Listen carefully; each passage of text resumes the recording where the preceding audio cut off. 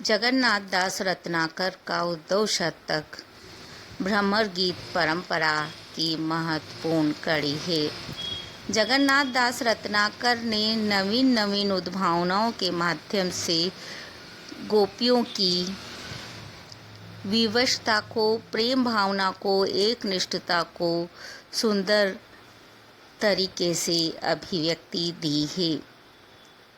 हमने अपने पिछले वीडियो में कुछ व्याख्याएं देखी हैं और जिस तरह से उद्भावना जगन्नाथ दास रत्नाकर ने की है उसे जाना है। प्रसंग को हम एक बार पुनः यहाँ पर प्रारंभ करते हैं। श्री कृष्ण जब मुरझाए हुए पुष्प को बहते हुए देखते हैं यमुना में, तो राधा की स्मृति से विचलित हो जाते हैं, जिन्हें उद्धव ज्ञान योग का संदेश देते हैं और श्री कृष्ण गोपियों को समझाने के लिए उन्हें एक बार ब्रज होकर आने की कहते हैं। जब उद्धव ब्रज के लिए प्रस्थान करते हैं तो कवि की नवीन उद्भावना है कि जो ज्ञान की गठरी वो लेकर जा रहे थे उसकी गांठ खुल जाती है और उनका ज्ञान कहीं किनारे पर तो कहीं करील की झाड़ियों में उलझकर रह जाता है। उनके मन में प्रेम की भावना कहीं जागृत होने लगती है। भूमि के प्रभाव का यही असर उन पर पड़ता है। उद्धव ब्रज पहुँचते हैं। सभी गोपियाँ श्री कृष्ण का संदेश प्राप्त करने के लिए नंद बाबा के घर इकट्ठा होती है और बहुत ज़्यादा उत्सुकता से अपने लिए प्राप्त संदेश को पाना चाहती है।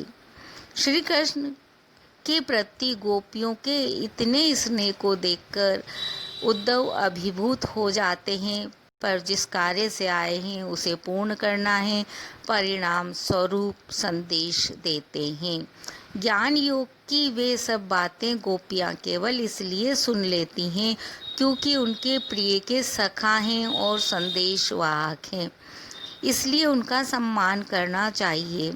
परंतु जब उनकी बात समाप्त हो जाती है तो गोपियाँ अपनी बात कहती है। बहुत सारी गोपियाँ हैं, हर गोपी के मन में बात उठती है और वह अपना संदेश कहती है, पर जो सब कुछ कहना वो चाहती है उसका निष्कर्ष है श्री कृष्ण के प्रति एक निष्ठ भाव। आज हम इस पद के माध्यम से उसी चीज़ को यहाँ देखने का प्रयास करेंगे कि गोपियाँ कैसे क्या बात उद्धव से कहती हैं। पहले हम पद को देखते हैं, उसके बाद उसकी व्याख्या को देखेंगे।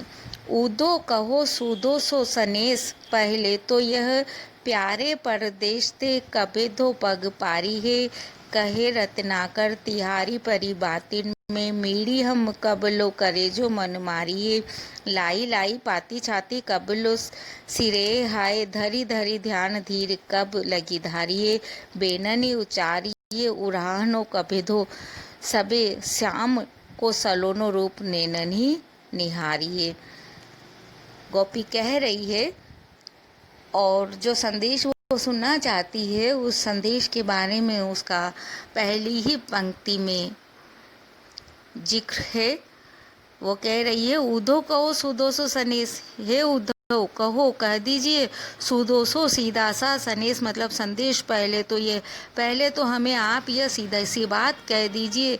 श्री कृष्ण के द्वारा भेजा गया जो सीधा सा संदेश है वह हमें कह दीजिए। और वह संदेश क्या है? प्यारे परदेश से, हमारे जो प्यारे हैं श्री कृष्ण, वह परदेश से, विदेश से, कब तक पग पारी, कब तक अपने पाँव को इधर लौट आएंगे, अर्थात कब लौट कर आएंगे। क्योंकि जो संदेश तुम दे रहे हो ना, ये संदेश तो श्री कृष्ण दे ही नहीं सकते, उन्हें विश्वास है।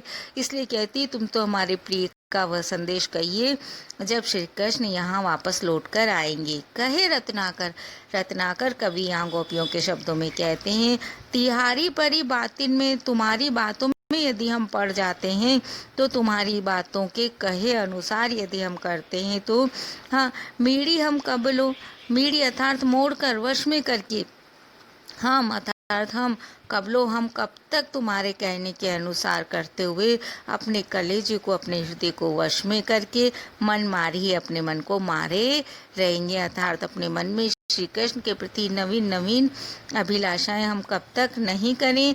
लाई लाई पाती छाती, और ये जो पाती अर्थात पत्र श्री कृष्ण ने भेजा है उसे अपनी छाती से, अपने हृदय से लाई लाई लगा लगा कर कब तक हम सिरे आए, कब तक हम ठंडक पहुँचाएं, कब तक हम अपने आप को शांति पहुँचाएं, कब तक हम अपने आप को सांत्वना प्रदान करें।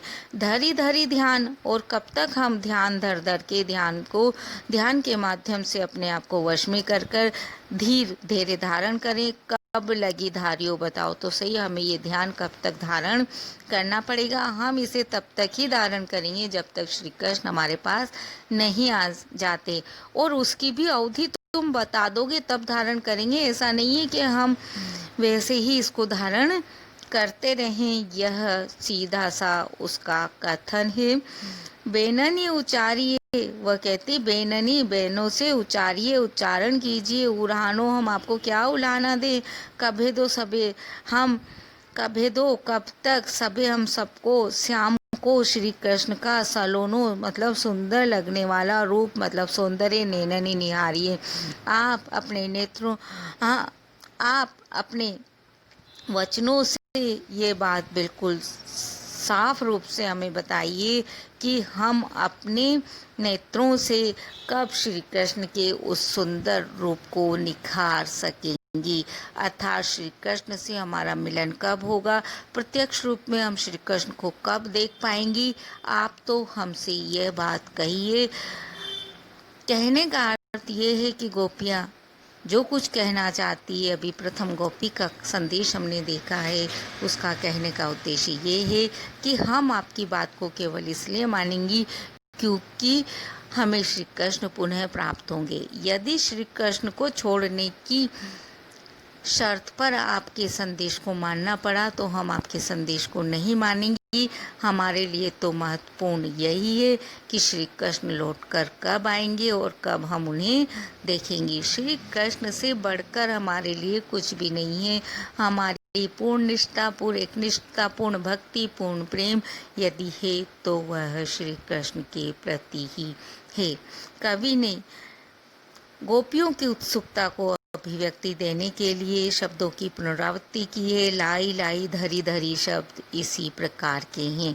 ब्रज भाषा में बहुत ही संयत शब्दों में, क्योंकि जब किसी के ऊपर गुस्सा आता है तो उसकी भाषा भी थोड़ी गुस्से वाली हो जाती है। पर यहाँ गोपी को पूर्ण रूप से ध्यान है कि उद्धव श्री कृष्ण के सखा हैं, ऐसा वैसा कुछ जाकर श्री कृष्ण को कह दिया तो नाराज हो जाएंगे। तो बड़ी ही सरल भाषा में, बहुत ही कहना चाहिए अच्छी भाषा में, जिससे ऐसा नहीं लगे कि गुस्सा आ रहा है, इस तरह की अपनी भाषा में वह अपनी बात को यहाँ पर प्रयास करती है। आप वीडियो को अपने सहपाठी मित्रों को शेयर करें और लाइक भी